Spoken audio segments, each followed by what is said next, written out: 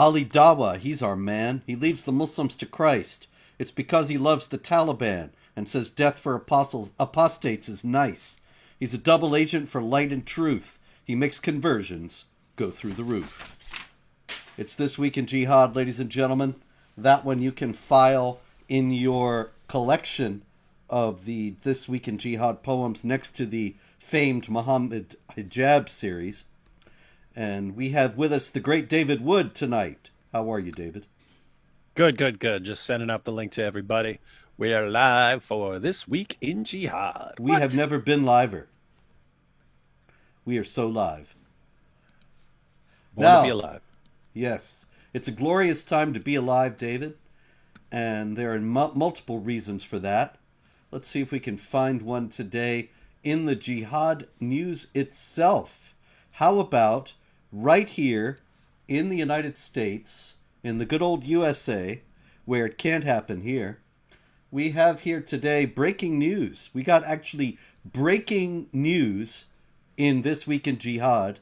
Right now, it's happening. This is a developing story, ladies and gentlemen. Very exciting. A 19-year-old man from Michigan, of all places, and there he is. Let me get his name here. His name is Amar Abdul-Majid Mohammed Saeed. Amar Abdul-Majid Mohammed Saeed. Amar... I can't do it from memory. Amar Abdul-Majid Mohammed Saeed. I wonder if he had any trouble remembering all that. But in any case, he is a 19-year-old man from Melvindale, Michigan. And he is a former member of the Michigan Army National Guard. And it turns out now that he is a member of also the Islamic State. And that he was plotting a mass murder attack at a military base in Warren, Michigan. Well, that'd be a first. Well, a jihad attack on a military base? Never happened. Yeah, we haven't had that one since Fort Hood, if I recall correctly. Or was Chattanooga after Fort Hood? People don't remember. Can't remember. I can't even. Yeah, people, in case anyone doesn't know, I was joking. There have been multiple attacks on military installations. Indeed. We have Fort Hood, where in 2009, a Muslim army major at the time, what the heck was his name, David? Man, memory is getting bad. But anyway. Talk about the Fort Hood massacre? I'll look it up. Yeah, it's on the tip of my tongue. As soon as you say it, I'll say, of course. And then there was Muhammad Abdullah in Chattanooga. Oh, Abdul Malik Hassan. Abdul Malik Hassan was Fort Hood. And Muhammad Abdullah was Chattanooga. He killed 4 people. Hassan, 13 people. Nidal Hassan. Nidal Hassan. Yikes. Yeah, you gotta keep, it's too many to keep track of, Robert. Okay. Nidal, but it's Malik always, Hassan. But no matter how many people are killed, it's always a small price to pay for our diversity, which is our strength. Yes, that's right. It's a good thing that Michigan is not full of a bunch of guys building Ford cars anymore. Instead, it is filled with jihadis. And that is a considerable step up if you've ever driven a Ford. And so, onward and upward. Diversity is our strength. And people have missed the poem. Should I redo the poem? What do you think, David? Was it good enough to repeat? Yeah, didn't people already suggest that we should chat for the first minute or so? Yeah, I forget these things. After all, it's supposed to be a cold open, as we say in the business. It is supposed to. Yeah, you can always say no. You can always say no. Live with it. Yeah, too bad. I could. Okay. Make sure you pay attention on time next time if you want the poem. Otherwise, check it out after we're done. The only thing that makes me hesitate about that is the possibility of technological shenanigans. You're doing it again. Every time I move up, you move higher.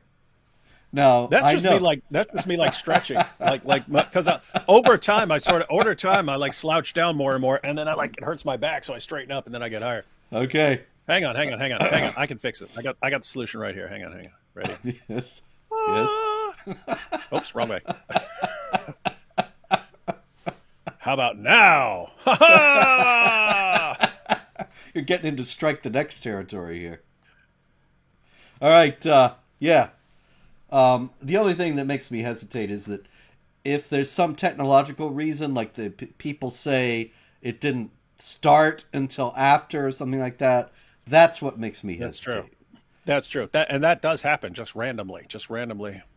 It says you're live, and it's actually there's a 5 or 6 second delay before it actually makes you live.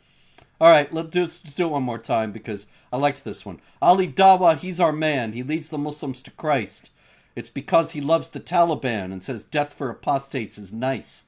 He's a double agent for light and truth. He makes conversions go through the roof. That's it, ladies and gentlemen. That is today's literary masterpiece. Literature has declined in the West in the 21st century, and I'm just glad to be able to be in the line of Shakespeare and T.S. Eliot and all the gang. You know, it's a great honor for me. In any case, David, we got Jihad. We got more Jihad than just Michigan. Since we're talking about the United States, since we're talking about the good old USA, let's talk about another American. We have seen this chap before. That is Muhammad Chipa. And Muhammad Azharuddin Chipa. That is, I'm not saying cheaper. It's Chhipa. Chipa. Yeah, it's because he makes a noise that goes cheep, cheep, cheep, cheep, cheep. Yeah, so he's a Chipa. And he got 30 years in prison, 30 years of prison dawa in Alexandria, Virginia, for efforts to collect money for the Islamic State. And so we got Ammar, I never remember that guy's name. Ammar Abdulmajid Muhammad Saeed. Ammar Abdulmajid Muhammad Saeed. It actually has a certain kind of rhythm to it. I think the other report I was looking at had another name in there. Right? Wasn't it? Nope. Ammar Abdulmajid Muhammad Saeed. 4 names. It's a lot of names. You never have too many names. So Muhammad Chipa, he was providing the dough, and Ammar Abdulmajid Muhammad Saeed was going to actually blow stuff up and kill people. But Chipa was just soliciting donations for the Islamic State through social media in Northern Virginia, Alexandria, Virginia. I used to live there, David. I wonder if I ever ran into this guy. Passed by him on the street. I don't know. In any case, Muhammad Chipa will be concentrating on prison dawa for quite a while. And what I wanted to ask you actually about the other guy, Ammar Abdulmajid. I don't know why this trips me up here tonight. Ammar Abdulmajid Muhammad Saeed. He joined the Michigan Army National Guard. He must have been a great patriot. Am I right? Well, you have a couple of possibilities. You can have someone who joins the military, right? So they join the National Guard or something like that. And then they find out over time. In other words, other Muslims call them out. You're part of the U.S. military, buddy. You are in all kinds of trouble with Allah. So let us tell you what you need to do to make this right. So it's possible that someone could join with good intentions and then be educated by other Muslims that, hey, you are on the side of the U.S. military, which is making mischief in Muslim lands, and therefore you are condemned by Allah. So that's a possibility. Or it's just you've got people who are long-term thinking and, hey, I want to do jihad. What better way to prepare than by joining the U.S. military? They can train me in how to use these weapons and so on. And then I can use the skills for my future attacks. Yep. You never know. We really we'll seriously never know which one it was because, of course, Western authorities, American authorities, will never get into this. They probably won't ever try to find out themselves what was going on because to do so would be Islamophobic. Yeah, the only way you actually find out is if like a dude converts at some point and then tells you, here's exactly what was going on in my head. Very rare, very rare. Who was that guy? Musa Sarantonio. I remember his name. He was he was a convert, became a jihadi, and then he left and he started spilling the beans on the inner workings of the jihad. I really wish I knew where to contact him. It'd be great to talk to him on the show, but Yeah, If funny you, because I think he's out already. It would be interesting to talk to him. yeah. Super intelligent guy. He's one of those guys that like masters languages almost instantly and so on. Mm. And that's what actually that ability made him popular in Islam because he could just like pick up Arabic really quickly and then he's speaking perfect Arabic and so on. But it was also what led him out of Islam because he thought, hey, let me go ahead and learn Aramaic. Learn Aramaic. Then he was reading Whoops. an Aramaic. He's reading the Aramaic version of the Alexander romance, these legends about Alexander the Great. And he's like, whoa, this sounds like exactly what the Quran is quoting. And then he called the Quran 7th century Alexander the Great fan fiction, left Islam. So it was his the ability that made him famous as a da'i made him leave Islam. That's actually one of the most interesting and imaginative reasons anybody's ever had to leave Islam. You really got to hand it to him for that. Mm-hmm.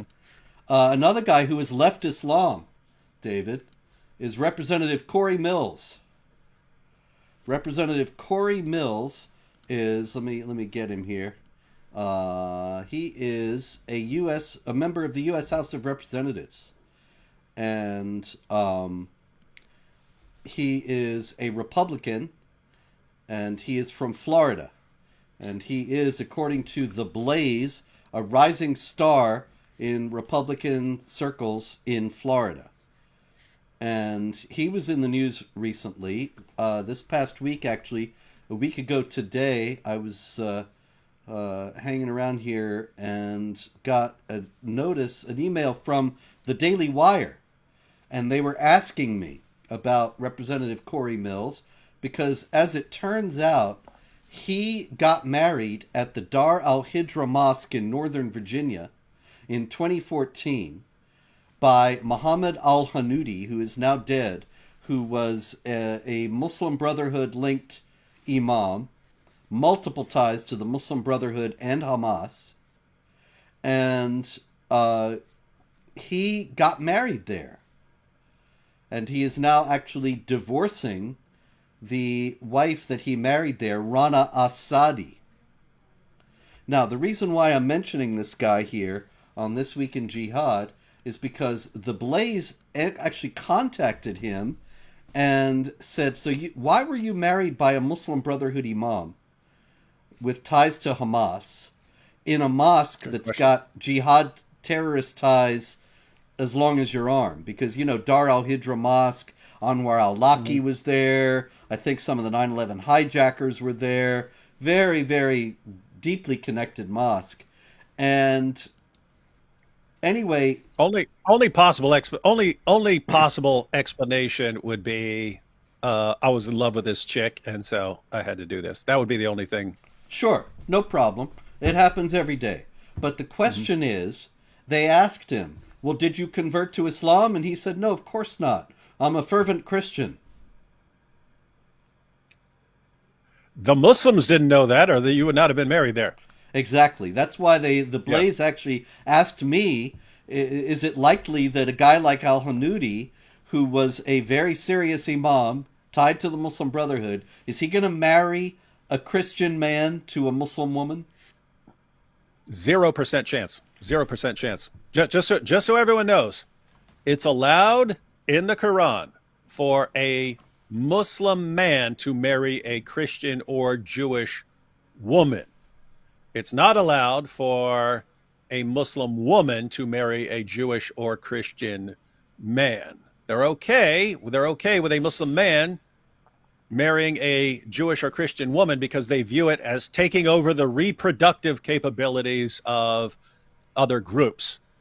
They do not do that in reverse. They don't say, oh, yeah, you take over the reproductive capabilities of the Muslim community by marrying our women and raising the kids as Christians or Jews or something like that. So, 0% chance any serious Muslim would have performed a marriage knowingly marrying a Christian man to a Muslim woman. So either this guy did convert to Islam and was a convert to Islam, or he lied and pretended he was because he wanted to marry the woman. But under no circumstances was he an open Christian marrying this woman in a mosque like that. And so now he says, when the Blaze asked him, did you convert to Islam? He says, absolutely not. And this is what he said, word for word. You guys need to educate yourself because you come across very ignorant, bigotry, and it just makes you guys sound very, very, I guess, lack of American plurality. So he's playing the bigotry card. It's all about bigotry to ask him if he converted to Islam. Yeah, in response to what? It's, dude, if this mosque performed a marriage of you to this Muslim woman, there are only two possibilities.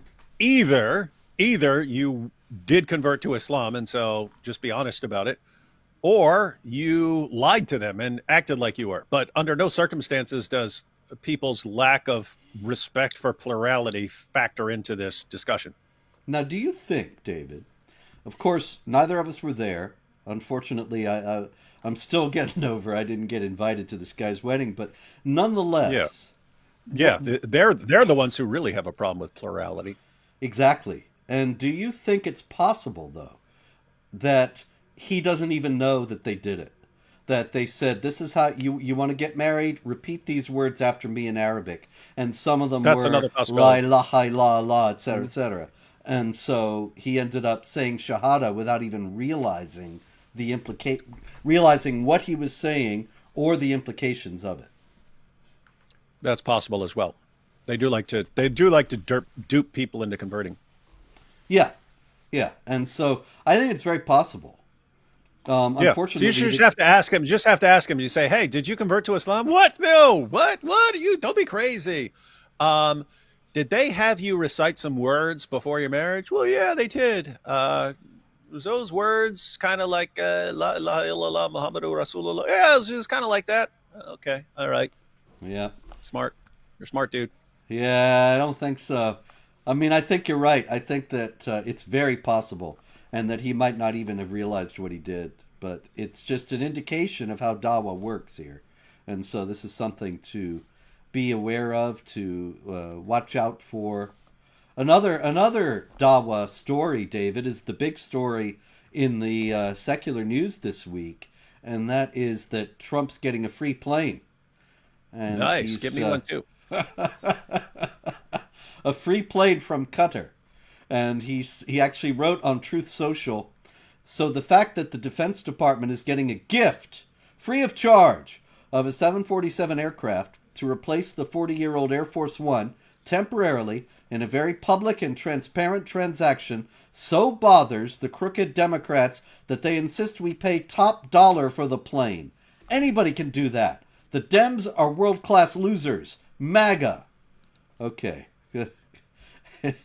Is there anyone on the planet who believes that plane is free? Yeah, is there anything that's free? I mean, it seems to me is that a free lunch? There's that old saying, Robert. There's no such thing as a free lunch. There's always a cost associated. I'm not saying he's actually paying something or that he even agreed to do something, but Qatar is not giving things out of the kindness of their hearts, and we've already seen what they do when they shower Western universities with money. You can actually look into what happens. They shower a university with money, and all of a sudden, the papers that are being put out by the faculty and so on, they start swinging in a completely different direction from which they've been swinging, and you end up with all these students screaming in favor of Hamas all over the campus, and the university never cracks down on it and so on. So, yeah, that's what happens when they just generously, out of the goodness of their hearts, decide to shower Western authorities and so on with money. Yes, and so, well, Trump should know, but I don't know. We'll see if he does or not. Meanwhile, speaking of infidels who likely don't know what they're dealing with, Pope Francis, the late Pope Francis, who is no longer with us, it turned out that in his will, he gave a Pope mobile to the children of Gaza.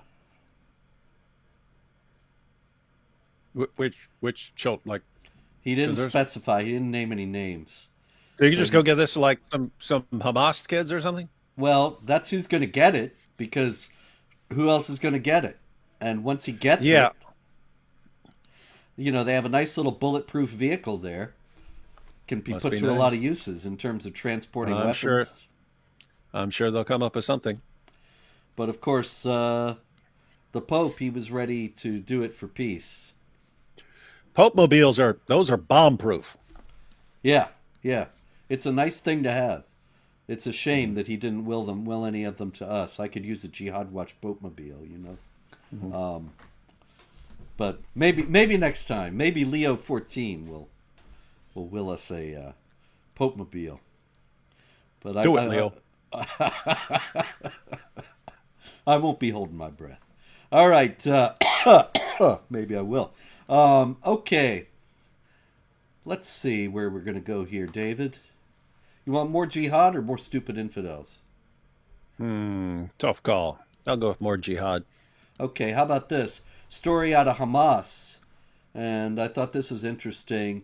Jerusalem Post reported that Hamas's Arrow unit pledged to carry out executions against 3 Gazans accused of collaborating with Israel by slitting their throats. And they said that they would broadcast this in public, in audio and video, and also said that at the same time, the limbs of 13 thieves and people who incite chaos and anarchy, that is fitna, that is trouble in the land, will be amputated and their legs will be shot. Where are they getting all this? They must be extremists, am I right? Twisting and hijacking the peaceful religion of Islam. Yeah, especially when you quote Surah 5, verse 33, pretty much exactly as it stands. Yes. It lays out the penalty for causing corruption. Depending on the translation, they put it causing corruption or spreading mischief, things like that. And what's most disturbing about that passage? Well, the second most disturbing thing, the most disturbing thing about the passage is that, like, President Obama, everyone quoted the verse before it and completely massacred what it actually said in order to make Islam sound like a religion of peace. So it's 532, ladies and gentlemen, if you've heard that according to Islam, if anyone kills a man, it's as if he's killed all mankind. That's Surah 5, verse 32. And they take off the beginning, which says that this is a teaching of the children of Israel, which is actually a quote from Talmud. So it's actually funny that the Quran is quoting a passage from the Talmud as authoritative revelation for the children of Israel. But that's what it says about the children of Israel. Then the very next verse talks about Muslims and if you're with Muhammad and so on. And then it's like open massacre season. Talks about all these people you have to kill for the vague. So the most disturbing part is that people quoted the verse before it to show that Islam is a religion of peace, when the very next verse commands killing, dismembering, crucifying people, and so on. But the most disturbing thing about 533 is just about how vague this is. Making mischief in the land, or causing corruption in the land. Well, what counts as corruption? This is used all across the Muslim world when you don't have anything else, anything specific to condemn people of. We've seen Christians sentenced over this in Iran. And if you don't have anything else, you just say, you're causing corruption in the land. How? By preaching another religion or following another religion. If a woman doesn't wear the hijab, you're spreading corruption in the land. You're causing mischief. And so you can use this for anything. Notice an Islamic government can use this for anything it disagrees with. Hey, we don't like what you're doing. So guess what? You're causing corruption in the land. And we get to chop off body parts or crucify you or execute you, whatever we pick.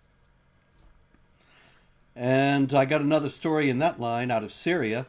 Of course, we had Trump just this morning meeting with Ahmed al-Shara, the longtime leader of Hayat Tahrir al-Sham, which was a jihad group, was a jihad group in Syria, fought for 11 years to topple the Assad regime, finally succeeded in doing so.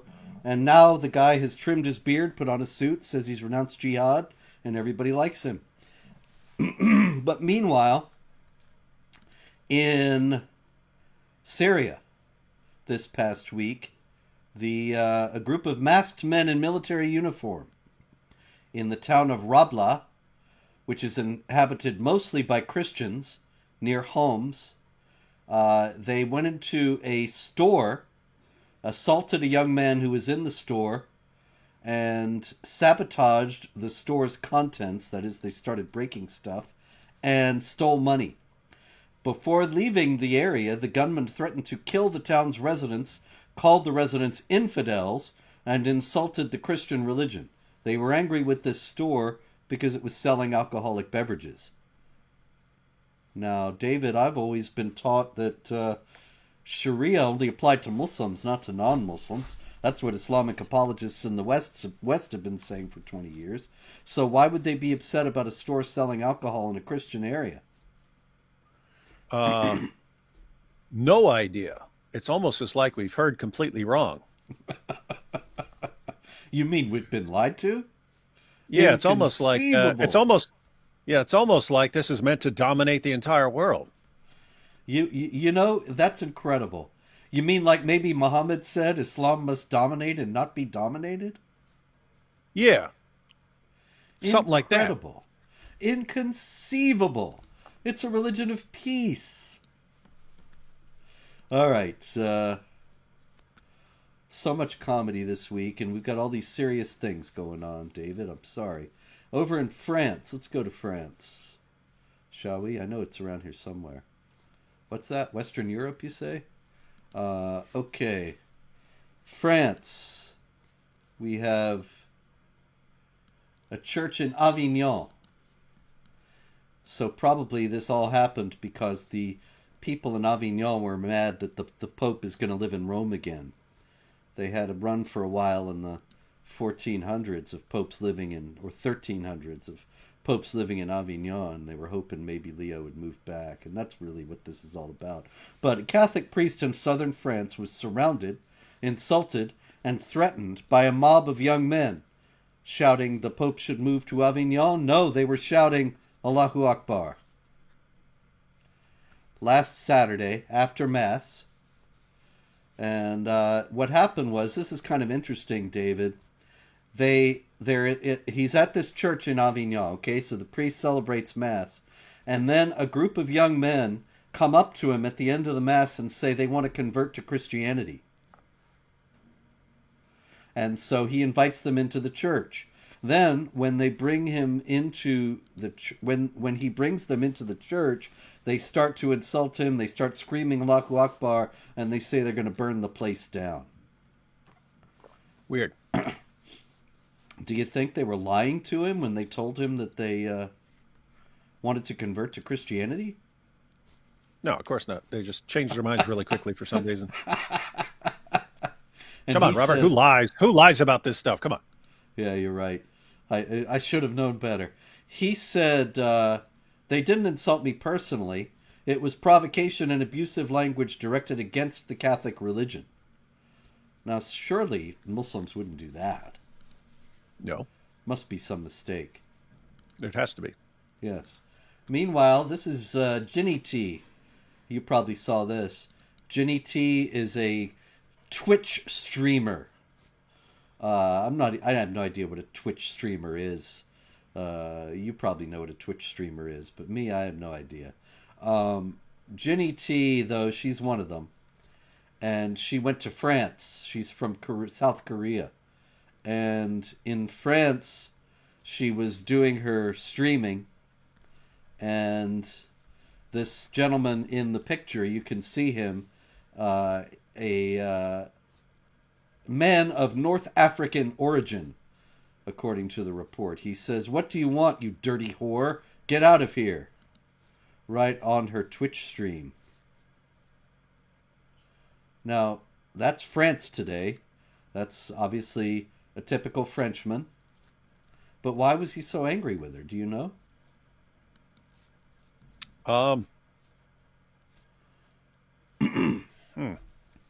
Have to say, Robert, it's exactly what I would expect in France right now. Rumor has it that she had gone into a mosque. And of course, she doesn't know from mosques. She's from Korea. And so she was just going around and seeing what she could see in France.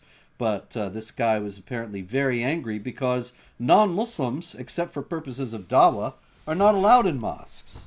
You can't just stroll in like you could into a church or a synagogue. And so she aroused the ire of the local French people. This guy, no doubt, had just dropped off a This dude, baguette, bottle of wine at his house. Old Pierre back there. Yes. Hey, Francois. And so he was a bit annoyed with her for her lack of manners. You know, when you're in France, you have to act like the French do, and so you don't go into their mosques. Nor do you take showers. Hey, interesting story out of Afghanistan. Oh man, that's true though. I remember. Oh my goodness.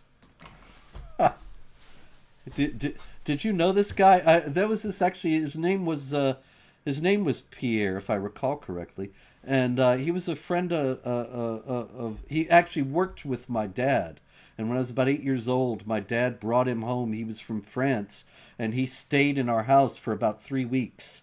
And the guy never bathed, and he just reeked all the time. And he was from France. It's a cultural thing, I suppose. Hey, it was funny.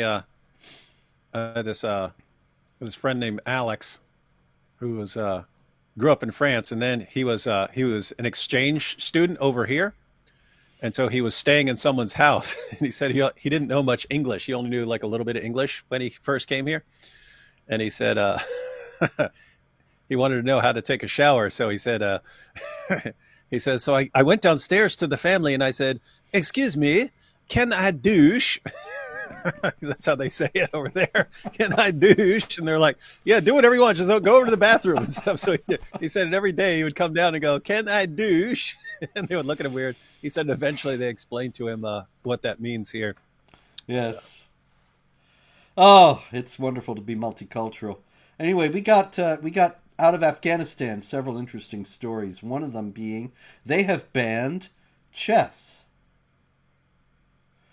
And I tell you, I remembered when I saw this. Did you know Kathy Shadle? She was a writer out of Canada, and Nope. she didn't write about jihad or Islam for the most part. She wrote about politics, but sometimes she would write about jihadis, especially things like bombs blowing up at bomb making class in a mosque, stuff like that. And she had a recurring headline that was the joke in itself. They invented chess, you know. And it goes back to early 21st century Dawa that I remember seeing. I actually found an article with the headline, Yeah. "A Where they thousand years invented ago, everything. yeah, Muslims gave Europe the game of chess." Yeah, and coffee and algebra, and they invented Yes. camera phones and flight and all this other nonsense. But in reality, the Afghans, under the Islamic law regime of the Taliban, they have banned chess. And they say that it's because it's a game of chance. People can bet on it. Now, I don't know. I've lived a sheltered life, David, but I have not heard of people betting on chess. But maybe those high stakes games. I don't know. Have you heard of this? I mean, it could happen. It wouldn't. I've never heard of it, but it wouldn't. People bet on all kinds of things, so there might be some spot in Las Vegas where they're betting on the chess match, and people are jumping, or people are gathering around the screens screaming and so on. Ah, get him! Yeah, yeah! Pawn to knight 4. Oh, in your face! That's it. Yes. So it's Quran chapter 5 verse 90. "O you who believe, strong drink and games of chance and idols and divining arrows are only an abomination of Satan's handiwork. Leave it aside so that you may succeed." So that's actually the ban on alcohol as well as chess. And especially don't have a glass of wine and play chess. That would be even worse. Afghanistan just keeps getting better and better, Robert. Yes, in fact, I've got another story out of Afghanistan, and that is authorities have arrested 14 people in northern Afghanistan for playing musical instruments and singing. And in the capital of northern Takhar province, 14 individuals took advantage of the nighttime to gather in a residential home where they were playing musical instruments and singing songs, which caused a disturbance to the public. Now, was this just a matter of disturbance, like a matter of noise after 10 o'clock or something like that? Or was there something else going on here? Must just be a noise thing. It must just be because Islam is tolerant and pluralistic, and surely wouldn't be Extremely. against something like music. Allah is the best of tolerance lovers. Yes, but he hates music, and music is forbidden indeed. I Does got not some. like music. Not a fan. Not a fan. Yes. Um, Here it is. Muhammad says, "People among my nation will drink wine, calling it by another name. Maybe, I don't know, Red Bull? What will they call it? I don't know." No, they call And, it like champagne. I've seen oh, Muslims use okay. this as a proof. Look, he says they'll drink alcohol, but they will call it by a different name. It's like, and here's proof. Here are Muslims drinking champagne. They just call it champagne.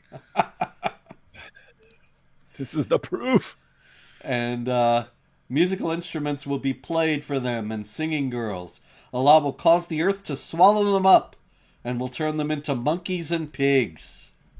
Nice. And so if you're a Jewish musician, you're double pig or double ape. So Bob Dylan, watch out, man. All right. Oh, here's another interesting story out of Afghanistan. The Taliban found that 50 Ismaili Shia were forced to convert to Sunni Islam. Those who resisted were beaten or threatened with death, while their children were forced to attend Sunni madrasas. The local authorities also established several madrasas in areas predominantly populated by Ismailis. Now, the Ismaili Shia are one of those peaceful groups, small group within Islam, but often I've seen them invoked as the great hope for the future of Islam, that one day they will all be peaceful. They'll all be Ahmadis and Ismaili Shia and etc. Uh, What are the chances, David? What do you think? well, you can actually just look at the numbers and see why that's doomed to failure, and you would think they would actually pick up on it. So, for anyone who doesn't know, you've got the Ismaili Shias. They tend to be more philosophical. They are way more likely to believe that Jesus was actually crucified according to the Quran. So most Muslims go to 4157, take that, interpret it that in the standard way, and then use that to reinterpret 355, which sounds, if an Arab reads 355, it says that sounds like Jesus died. Ismaili Shias, they go to 355, so this is clearly saying he died, and therefore they reinterpret 4157. But anyway, yeah, they're a minority. So they're a minority, not just of Muslims, but even of Shia Muslims. But I mean, think about this. You've got, when we raise objections to Islam, we get Ahmadis blasting us, Ismaili Shias blasting us, and so on. But these guys are all targets of Islam too. These guys are all targets of Islam too, because they're tiny fractions of the Muslim population. And when Islam comes to town, it's Sunni Islam. It's Sunni Islam, and they will go after you guys and wage jihad on you against hypocrites. Why? Because that's what the Quran says. Surah 9 verse 73 is a command not just to wage jihad against unbelievers, but also against hypocrites, and they regard all you guys as hypocrites. And that's what's amazing. It's like they're in the same boat with the rest of us. They're in the same boat with people like us, and they still defend it. Yeah. Knowing they're completely outnumbered, and that if Islam is successful in regaining its strength, that they're targets too, and they keep defending it. It's weird. It's insane. It's like a weird kind of Stockholm syndrome or something. Yes, I find it utterly baffling because you've got in the case of the Ahmadiyya, of course, you've got the Muslim Brotherhood and groups that are of that same mindset, the Deobandis and so on, persecuting them ruthlessly, and then they align with the same people when they come to the United States. It just, it's utterly beyond reason.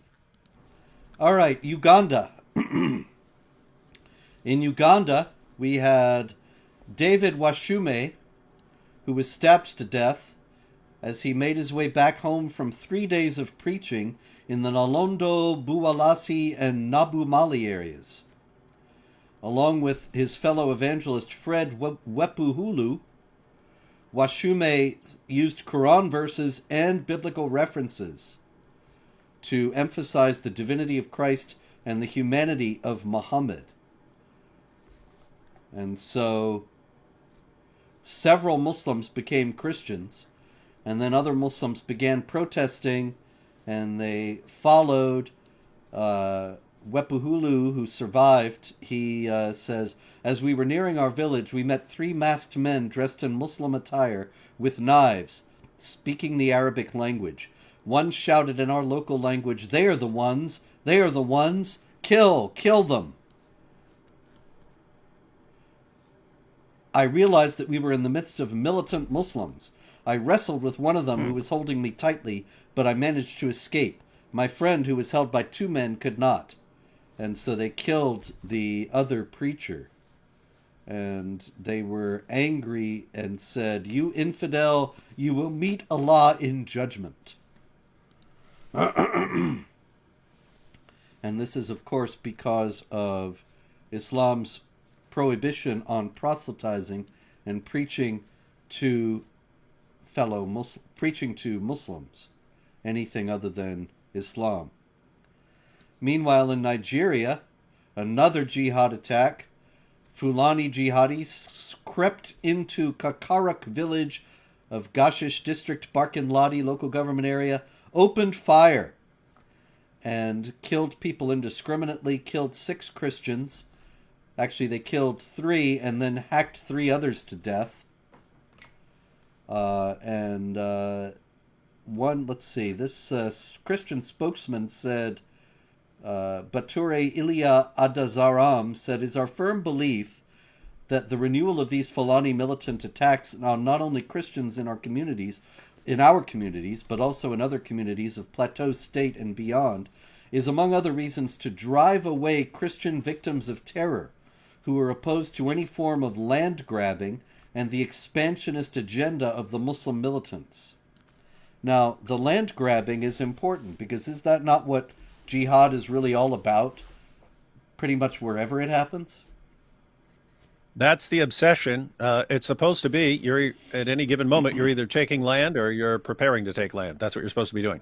You're supposed to be endlessly expanding. Yes.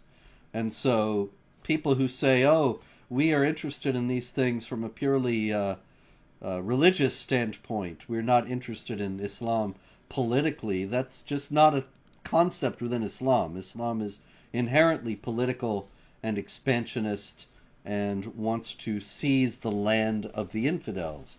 And so we have the jihad going on in Uganda. They try to keep the preachers from preaching. In Nigeria, killing Christians in an ambush and trying to expand into Christian areas. And then we also have Mozambique. And in Mozambique, did I put the wrong link? In Mozambique, David? It looks like I did. It's possible. It's possible. It's not only possible, it has happened.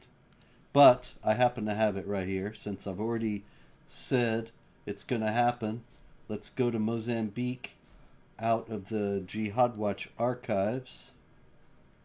It's around here somewhere. There it is. In Mozambique, there was a raid in Cabo Delgado. Cabo Delgado, David, is the northern province of Mozambique, where there are oil fields that are considerably profitable. And there, the Islamic State mounted a jihad attack and killed 11 members of the Mozambican armed forces. And this is also a recurring theme we've seen all over Africa, that the national armed forces don't seem to be able to withstand attacks from jihad groups. Nope. And you gotta wonder, why is it that the jihadis appear to be better equipped, better trained, and better funded than the national armies? Why would this be? Same thing as always. Either the national armies are in on it, or they're not a lot they can do because there's too much money being pumped into the jihad. Yep. Another kind Because you have the people who actually go out and fight and wage jihad. But Muhammad also said that the person who funds the jihadi gets an equal reward to his. So there are tons, and this is why so many we've seen so many people get arrested for funding ISIS or funding this group or funding that group or raising money for them. You understand, hey, I don't have to actually go out and fight if I can make money or raise money. And so they'll do that. But what that means is these terrorist groups always have endless trunks of cash flooding into the system from Muslims who don't actually want to fight, but who still want the reward. And let me remind you, we earlier spoke about Mohammed Chipa, who was now doing 30 years of prison for funding the Islamic State. So when we ask who's paying for these guys in Mozambique, could well be Mohammed Chipa out of the contributions that he received in Northern Virginia. All right, story out of India, David, and this is a different kind of jihad. We had a 17-year-old Hindu girl, and she actually tried to kill herself after relentless blackmail and torture by a Muslim boy named Anas in Ghaziabad. And he edited photos with AI to make it look as if he had nude photos and compromising photos of this girl. And he blackmailed her on that basis to meet him in a hotel where he raped her. And then, after the girl thought, well, now my life is over and I don't know what I can do, and she tried to kill herself, and the girl is in the hospital, the family of the girl got a message from the father of the boy. And the message said, "We are Muslims. We will kill you and not even reveal your address. Your family members cannot do anything to us." So you have, in the first place, blackmail based on AI photos. And then you have a suicide attempt. And then after the suicide attempt comes a further threat from the family, from the father of the Muslim boy who had terrorized this Hindu girl, telling the Hindu family, "We will kill you and you'll never be able to find the bodies." What's going on here? Why would the father not say, "My son has done this terrible thing and I want to try to make amends"? Doesn't think his son did anything terrible. Think, according to the Quran, Jews and Christians and polytheists are all the worst of creatures, and Hindus are pretty darn low on that scale, according to Islam. At least Jews and Christians have some reliable scripture from Allah, according to Islam. But it's just this is actually really, really disturbing, because we've seen this move over and over again. We've seen, and it works. It works when Muslims are near other people who have an honor-shame culture, right? So we remember this from several years ago with the Sikh community in the UK, where a Muslim would seduce a Sikh girl and then video record it or take pictures of her or something like that, and then now you're basically our sex slave and our prostitute or anything else we want to make of you, because if you don't do exactly what we say, we will show these pictures or this video to your parents. And this would have been extremely, extremely, extremely shameful to her. So these girls would actually rather be their sex slaves or prostitutes or something like that than be exposed to their parents and so on. It became a big issue, and the Sikh community had to actually get together and say, we need to change our community. We need to change culturally so that girls actually feel safe coming forward to their parents. Because the alternative is that Muslims will keep using this. They'll keep doing this. They'll keep seducing a girl in some way and then turning her into a sex slave, versus the girl gets seduced and is able to come to her parents and say, hey, these guys are trying to blackmail me. Yes, I made a mistake and I slept with this guy and he's got pictures and now he says he's going to do this unless I do. So they actually had to come together and say, okay, young ladies, if you ever get seduced by some guy and you make a mistake or something like that, you can actually come forward. Do that. It's better than the alternative. But now it's seriously messed up. If they don't even have to successfully seduce a Hindu or Sikh or some other girl, and they can just like use AI to make it look like they did and threaten them with that, and now you have to do what we say. That's extremely messed up, because we know what these guys will do, and we know they're obsessed, absolutely obsessed with turning all these girls into their sex slaves and so on. So this is bad. Yes. There's no doubt about that. And David, I got an even worse story. And it's a good thing, man. We're coming up to the end of the hour and I almost forgot. It's a good thing I finally remembered to do this. This is a very big story out of Britain. Although in a certain sense it's a dodge the bullet story, but it's not really as much as we might wish that it were. That is Hamid Kaskun, who set fire to the Quran in Britain. And when he set fire to the Quran, he was outside the Turkish embassy. And he said he was doing it in solidarity with the late Salwan Momika, as well as to protest against the Erdogan regime. And so somebody came out, another Turk came out and started stabbing him. And that's why his hand is bandaged there. And Hamid Kaskun was put on trial. He was charged in Britain. Actually, I'm not sure his trial has come up yet, but he was just charged in Britain with harassing the religious institution of Islam. In Britain. This was not Baghdad. This was not Tehran. This was not Kabul. This was London. Harassing the religious institution of Islam. There was a widespread outcry, and the charge was changed. The British authorities now are charging him with hostility toward a religious group. That is, he's being mean to Muslims. But the thing that they did not say was, oh, it's not a crime to offend Islam in Britain. They removed it from this guy's charges, but they did not say, most conspicuously did not say, that it was not a crime in Britain to offend Islam. As a matter of fact, they left that out there. So what does this mean for Britain's future, as well as present?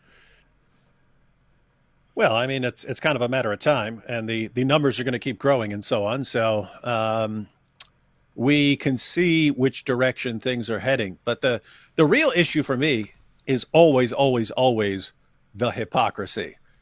If you wanted to say, hey, you can't say anything that is offensive to another religious group or offensive towards a religion or something like that, fine, ban Islam, because Islam is like the all-time king of attacking everyone else's religion and their beliefs and so on, and saying horrible things about people. And so that's the issue. It's, oh, we take this very seriously, calling out people from another religious group or criticizing people from another religious group or criticizing their beliefs or insulting their book. We take this very seriously, and so we're ready to arrest people over it. Okay. Have you read the Quran? Have you read the Hadith? Have you heard what they're preaching in their sermons? I mean, you've got Ali Dawah on YouTube actually calling for ex-Muslims to be executed. Like, take your pick. Take your pick. If you want to say, hey, you're not allowed to criticize other people's religious beliefs or something like that, or say mean things about them or say mean things, fine. First thing banned off the shelf should be the Quran. Like, first thing. But you don't. And so this is why they're accused of having a two-tier justice system. It's exactly what they do. It's completely different rules for different groups. Mm-hmm. And if you're a Muslim, you can walk down the street saying, I can't wait until I want to sit here eating popcorn, watching all these people be executed. You're fine. You say anything about Islam, someone's got to go to jail. That's the situation. And so we don't actually know what kind of punishment he's going to get for burning the Quran. But it's very clear, even with the adjusted charge, it's the first time somebody's being charged with blasphemy in Britain since the Muslim influx. There were blasphemy laws in Britain years before that were placed there in a very different time and context. And they were repealed in the interests of the freedom of speech and for a free society, but now they are back. All right. Thanks, Islam. Yes, indeed. Over in Indonesia, David, there was a group of Catholics in Bulukumba Regency of South Sulawesi, and they were on the waiting list for a permit to build a church for 45 years. Nice. 45 years they have been waiting. So that's since 1980, if I recall correctly.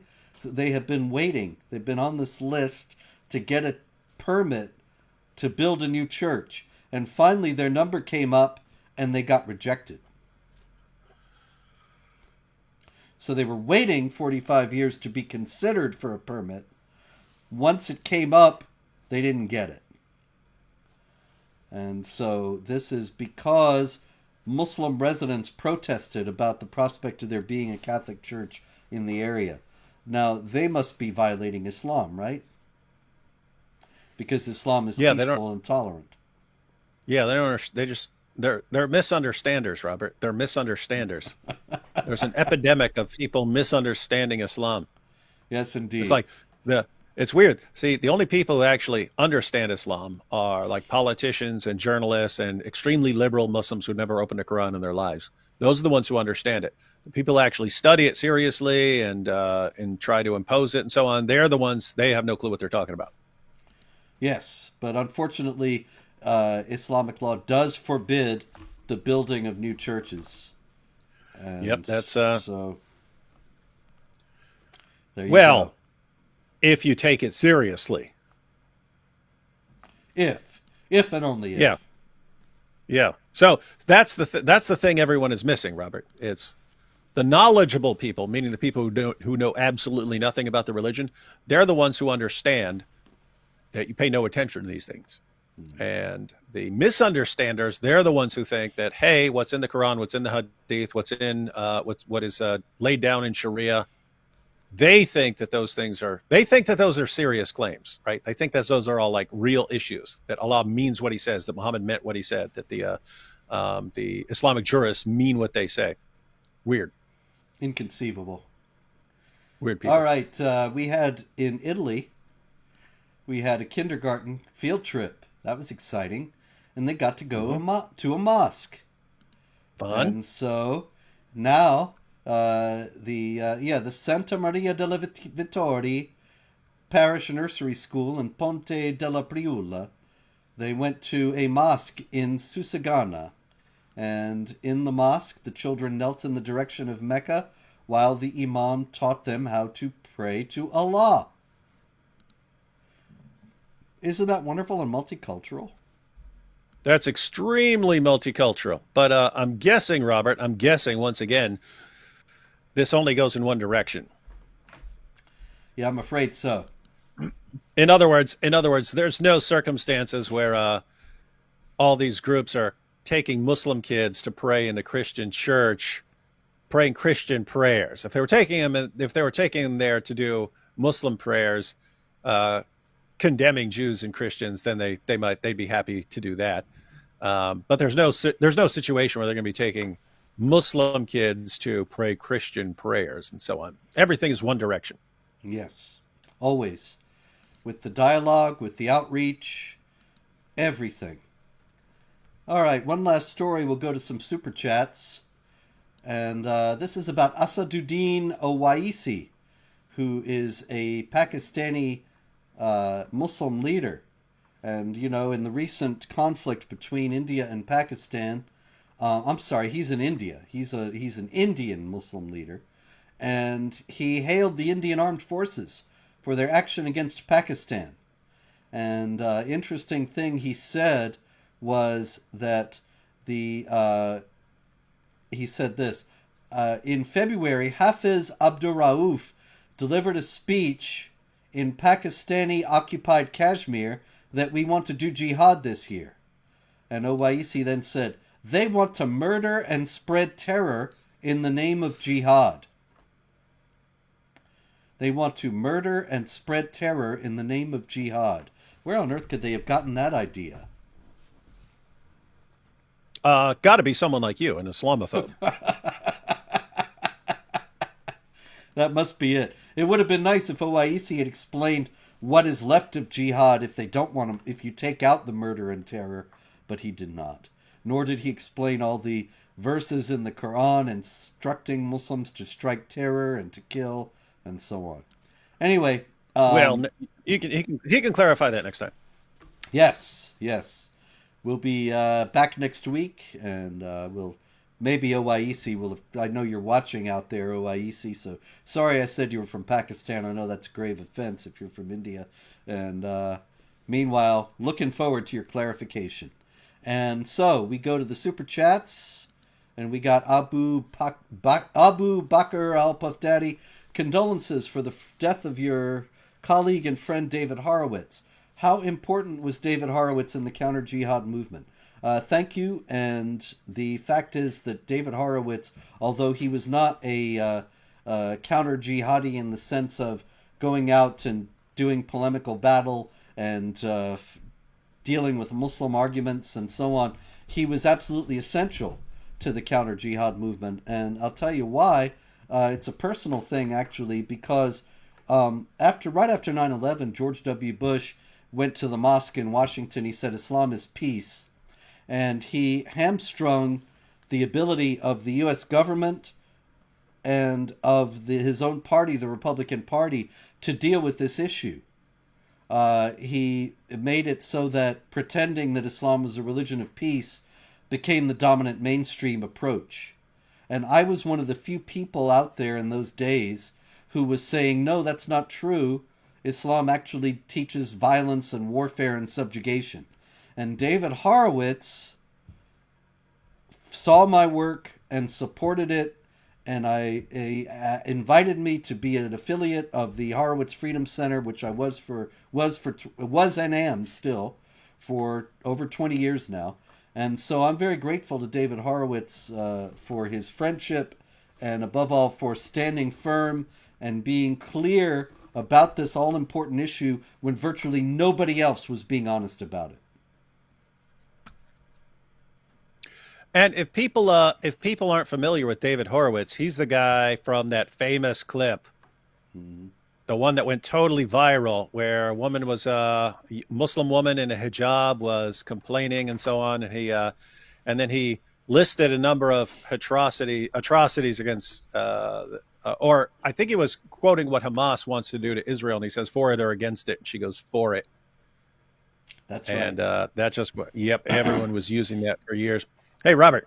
Yeah. I'm sure you've been to a number of these, but you know how they would have these big, fancy dinners with speakers and so on? Oh, yeah, sure. Yeah, so they'd have these situations where they give someone an award, and it's they would have them in really, really nice places, and so it'd be expensive, like $1,000 a plate and stuff like this. Mm-hmm. And anyway, I got invited to one of these, and they're like, hey, you should come down to this thing, because I lived in the Bronx, and it was one of the guys organizing it was a fan of my YouTube stuff, and he says, hey, you should come on down here. And I looked at the site. It's like $1,000 plate for starters. And I was like, what? I can't afford that. And he said, no, we'll let you in. We'll let you in free. It's like, oh, then cool. I got to go. So anyway, but I had to get a tuxedo. So I had to wear a tuxedo. So I go and get a tuxedo, and I wear a tuxedo down to this thing. And so they sit me around they sit me at a table. I don't know anyone at the table, but they give me a glass of wine. I drink the glass of wine and stuff. And then I'm sitting there listening to the speaker. They were honoring Allen West, Colonel Allen West, and so on. And so, but David Horowitz was one of the speakers. They had various speakers. Anyway, I drink my glass of wine, and then I'm sitting there listening. All of a sudden, I see my glass of wine is full again. And I was like, what's going on here? So it's like, how'd that work? So I drank this glass of wine. I put it back down, and I'm sitting there listening, and sudden And all of a sudden the glass is full again. I was like, what the heck? What is going on? Right. And then I look around, and I see these waiters with these wine. They're like sneaking in like ninjas. And like, as people are looking, they're just like gently like going in there with the bottle and filling up the glasses and stuff. I was like, but how long are they going to, I mean, how long are they going to do this? Right. Wine's going to be expensive. So I start like playing a game because I'm bored out of my mind for some speakers giving speeches and stuff like that. So I'm just downing glasses of wine and stuff. And they keep filling it up. And I'm thinking, oh, okay, I'll be fine because we're about to eat. And so all of a sudden, it just hits me. All of a sudden, it just hits me, and I'm like, dude, oh no, I am messed up. That was strong wine, and I'm all like disoriented and stuff. Anyway, the next day, people start posting pictures from the event, and I was like photobombing people in the background with like thumbs up and stuff. So this like them with like, it'd be like someone with Colonel Allen West in a picture, and I'm like behind them like this. And anyway, so that was you know, that was my memory. That was my memory of a David Horowitz event. Yeah, but it's super fun. I've shared that story multiple times because that was pretty funny. Oh yeah. Well, you know, we got to find those pictures. If you have those pictures, we need to see David in a tux. It was funny because I stole this from a show that I saw it on, but I still rode the subway. I still rode the 2 train from the Bronx all the way down to Manhattan. But I was walking up the street, and I'm in a full tux, and I would walk up, and people would go, "Whoa!" They'd look at me just on the train and stuff. I go, "What am I? A farmer?" And I kept saying that. So that was actually fun. It was fun walking around the Bronx in a tuxedo. Oh yeah. Oh, yeah. All right, let's go on here. We got Mark H. Collab between Robert and Ray Ibrahim when? You know, it's not very well known, but Raymond actually worked for Jihad Watch and wrote for Jihad Watch for many years. You can find many of his very old articles in the Jihad Watch archives. And so Raymond and I go way back. Raymond's been YouTubing lately, Robert. Yeah, I saw that. That's great. Yeah, he actually I've got almost like 500,000 views where I just reviewed one of his videos on the riding the people story. of Al Zut. Yeah, riding Muhammad all night long. All right, Apu Baker Al Puff Daddy, Washington Street recons 2 Islamic holidays. Oh, Washington State recognizes 2 Islamic holidays. Thoughts? Well, you know, what's funny about Washington State doing that is that they do not recognize Easter or Christmas or any other holidays. And so suddenly they have these Muslim holidays. You got to wonder, why is Islam getting preference? What's going on here? Why not everybody? And if you start having everybody's holidays, you're going to end up with nothing but holidays in your calendar. So you have to make some choices. Clearly Washington has, and they've chosen Islam. There will be repercussions. Smart. Oh, it's very smart. All right, we have another from Apu Baker Al Puff Daddy. You're just trying to get me to say that, so one day I'll say it right. Should President Trump accept the Boeing plane, right, from Qatar? Why or why not? I think we covered that earlier. He should not accept it because nothing comes without strings, and Qatar is a Muslim Brotherhood supporting state that is in favor of jihad and Sharia. What do you think of President Trump inviting billions in investment from Qatar? Same thing. This is not a country we really should be getting deeply mixed up with. But what are you going to do? What do you think? I'd be okay with it. I'd be okay with it just if you did it with like a big screw you. You know what I mean?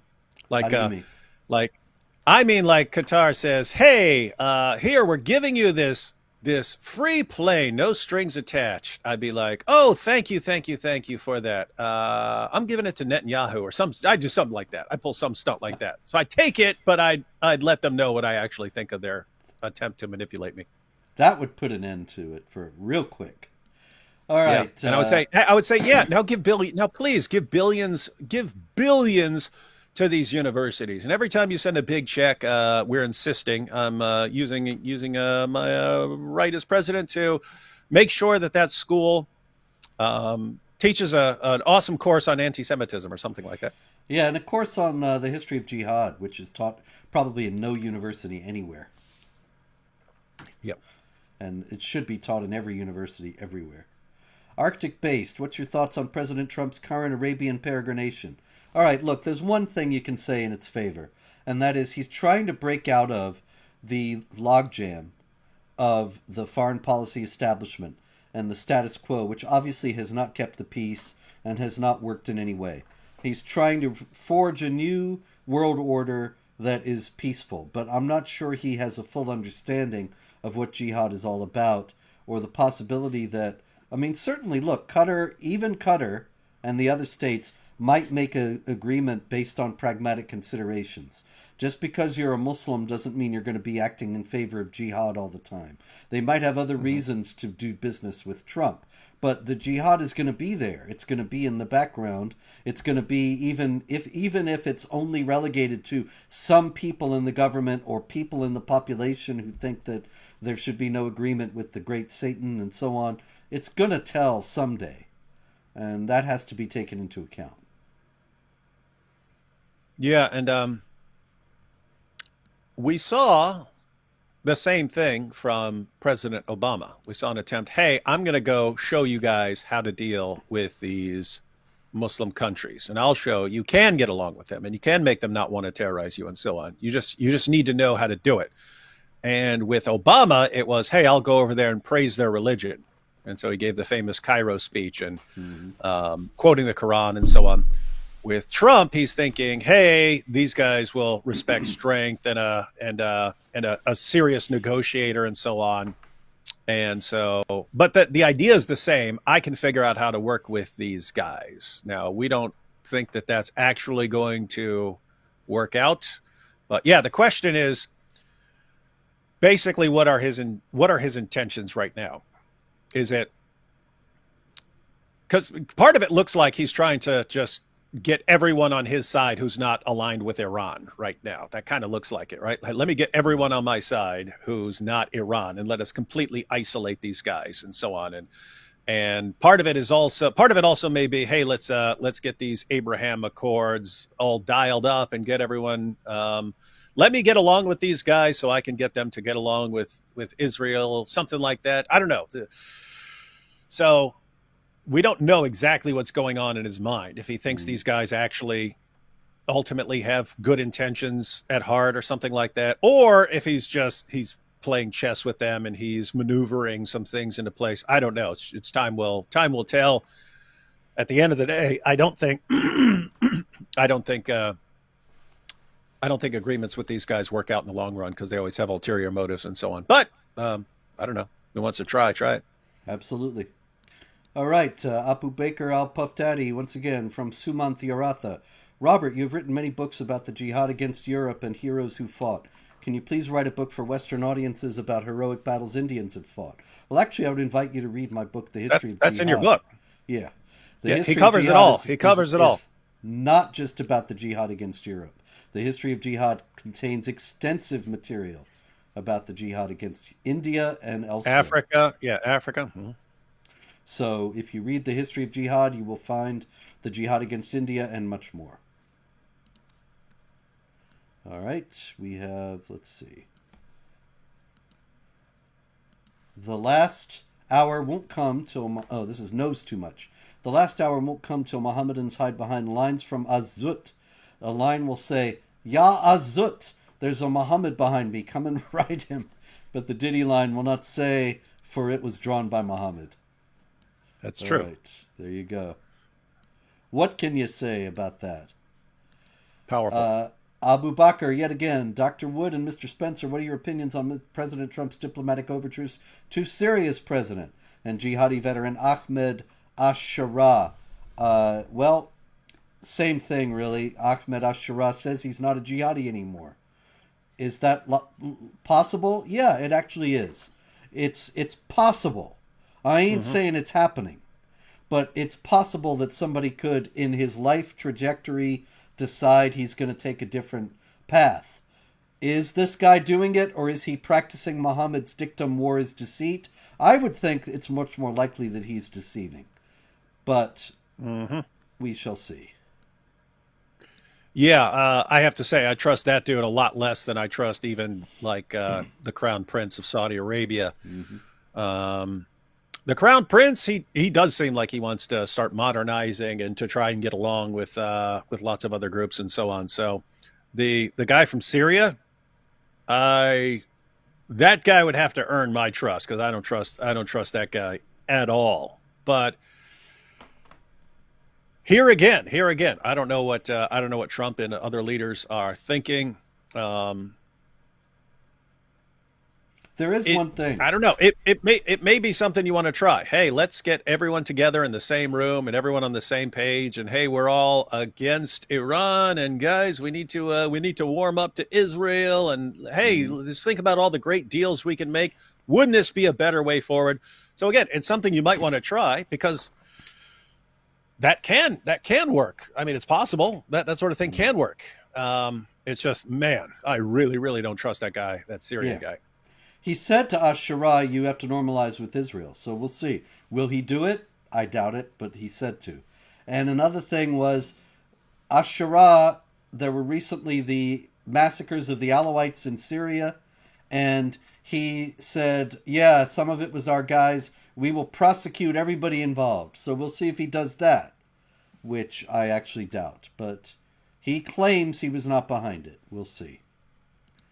Okay, Songs of Relief says, if only Robert had an infallible memory like Ibn Masud. Yes.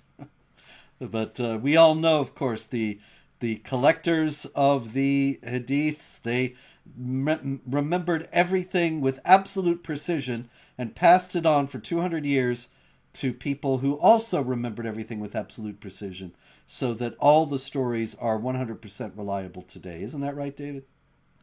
That is indeed true.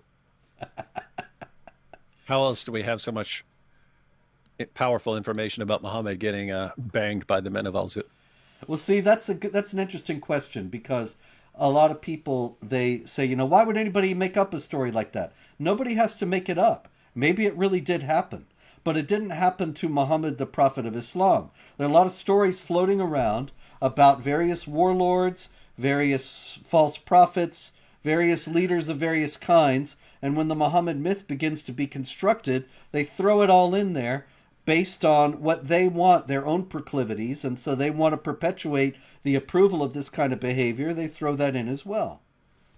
Yeah, someone is like, hey, we're inventing this new prophet. We can say anything we want about. Hey, but I remember this story about this dude getting banged all night long by the men of Al-Zut.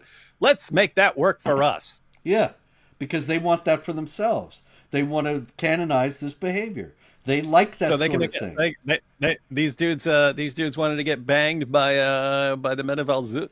Yeah, this was not a group of people. They wanted to normalize getting gang banged by the men of Al-Zut. Yes, they were not moral paragons.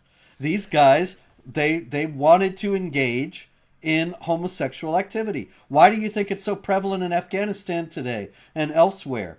Because it has this tacit approval from stories like this. And it has it because people who engaged in that behavior centuries ago wanted to get the divine stamp of approval onto it. So nobody's going to come around and say, hey, we're really going to have to stone you to death now.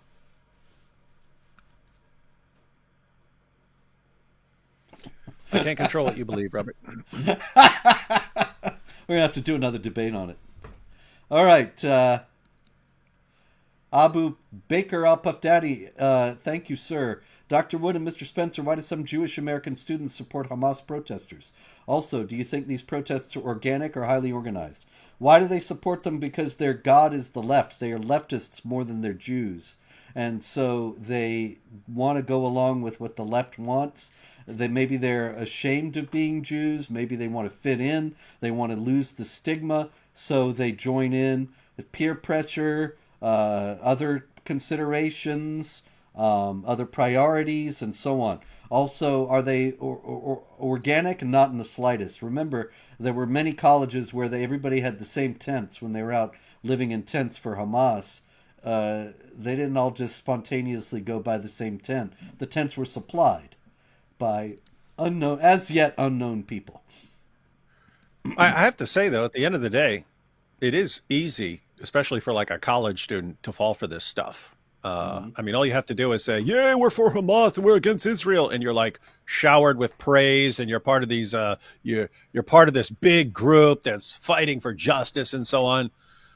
Or you say, you know what, I'm against terrorists, and I have to side with Israel. Then you're like blasted and insulted and called a genocidal maniac and so on.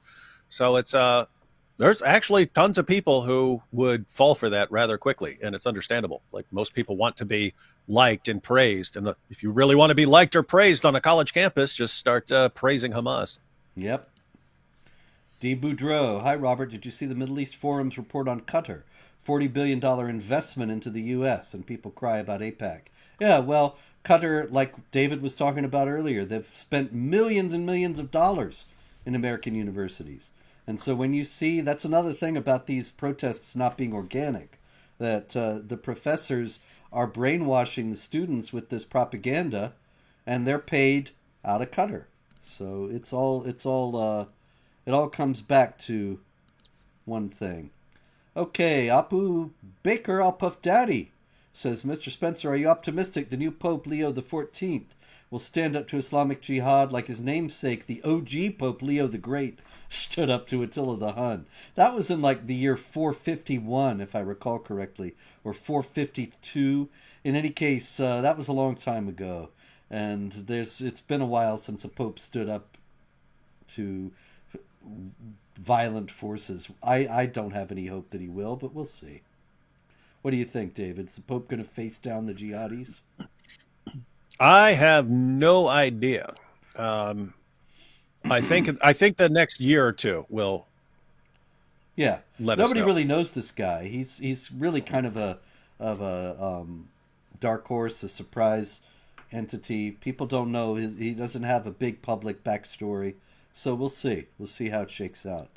Knows too much. Easy steps to take back Constantinople. 1. Equip Quran vests and rename yourself the Quran. 2. Equip turkey basters. 3. Ride an otter to battle, humiliating the Ottomans. Okay, good luck with that. This is all good advice. Yes, Constantinople will be ours. All I want is a little villa in Chesme on the water. Apu Baker, I'll Puff Daddy. Dr. Wood and Mr. Spencer, what would you advise the Trump administration about how to approach diplomatic relations with Turkey? Is Turkey an ally or a foe? Turkey's a foe. Turkey Terrible should foe. not be in NATO. Turkey should be threatened with expulsion from NATO if it doesn't cut out occupying areas of Syria, spreading jihad, coddling ISIS, all these things, making these revanchist threats against Greece and other areas, Armenia, that were part of the Ottoman Empire, and so on. Yeah, Turkey's garbage. Flipper says, RS, your thoughts on Muhammad and the 1.8 miracle. What's the 1.8 miracle? That's something you know. Yeah, so that's Andrew Wilson. Andrew Wilson used that argument in a debate. So it was Sneeko. Sneeko was hosting the debate between Andrew Wilson and Muslim Lantern, and one of their debate topics was Muhammad's relationship with Aisha. And Muslim Lantern's position is, yes, Muhammad had sex with her when she was 9, but he didn't harm her because it's harming her that is forbidden in Islam. So Andrew Wilson pointed out that he'd done the research and done the math, and he'd done the research and found that the average length of the vaginal canal of a 9-year-old girl is 2 inches. So her vaginal canal is only 2 inches at that age. And therefore, if Muhammad didn't harm her at all when he had sex with her, must have been shorter than 2 inches. And so let's say 1.8 inches. But it was right. hilarious because the entire time he's using visual aids, and he's like, so this is 1.8 inches right here, and so you can imagine, and he's like doing all these visual demonstrations. Oh my goodness, it was classic. Well, I don't know what to think. What do you want me to say? I find that I don't even know what to say about it. It's the proof. It's the proof of Islam. Diversity and Unity says, to correct the record, chess is an Indian invention. Yeah, I'm sorry if I gave you the impression that Muslims actually invented chess. My intention was only to say that Muslims claim to have invented chess, which is a very different thing. And a lot of useful idiot non-Muslims say that Muslims invented chess. Bo Rudder says, betting does not make chess a game of chance. Look, tell the Taliban. Fly to Kabul tonight. Tell the Taliban. Let me know how it goes. Some Bible Summary says, greetings from Some Bible Quran. Best show ever. Thank you. Kudos on teaming with Raymond Ibrahim. Oh, you meant David. Keep up the good work. Very good. I thought you meant this show. All right. Yeah. Bo Rudder. Next, Afghanistan will ban dancing boys. Yeah, that's going to happen. They read the Azut Hadith as well. Okay, M.O. How to send you a screenshot of a flyer Muslims in Canada were giving about gaining peace through Islam and life purpose.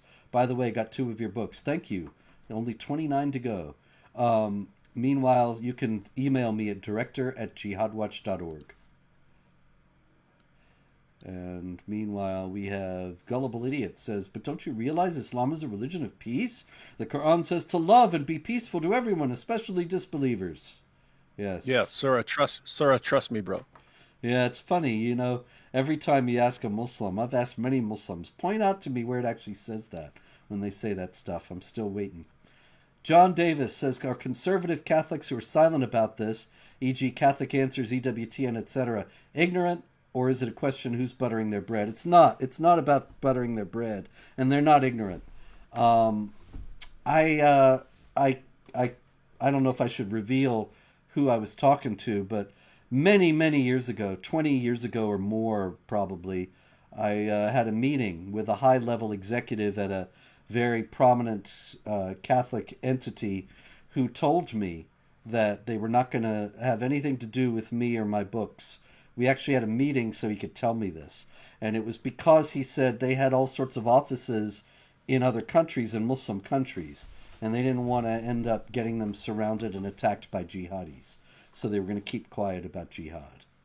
And so that, I think, is something that is a consideration that is not limited just to Catholic groups, but many groups around the world keep quiet about this because they're afraid of getting their own interests attacked. All right.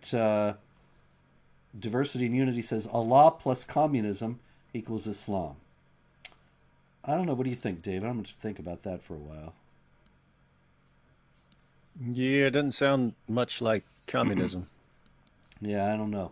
I mean, the left loves Islam because Islam inculcates blind obedience to the ruler, but it's not quite the same thing. Anyway, Some Bible Summary says, I found Burkina Faso on map. Keep truthing. Well, I'm glad you found it. It's where Upper Volta used to be. And in any case, it's still there. Arctic Based. Israel just celebrated its 77th. Happy birthday to Jude. That's true. Shalom. Yep, happy birthday, Israel. And keeps fighting against the jihad. Purely Grounded sends a heart. Thank you, Purely. May I call you Purely, or is it Ms. Grounded? Flipper says, what do you think of Uyghurs? Uyghurs are doing terrorism all over the globe. Did terror attacks all over China, also in Thailand, Syria, and Afghanistan. Well, insofar as Uyghurs are Muslims, there are going to be some jihadis among them, just as there are jihadis among Muslims of all groups.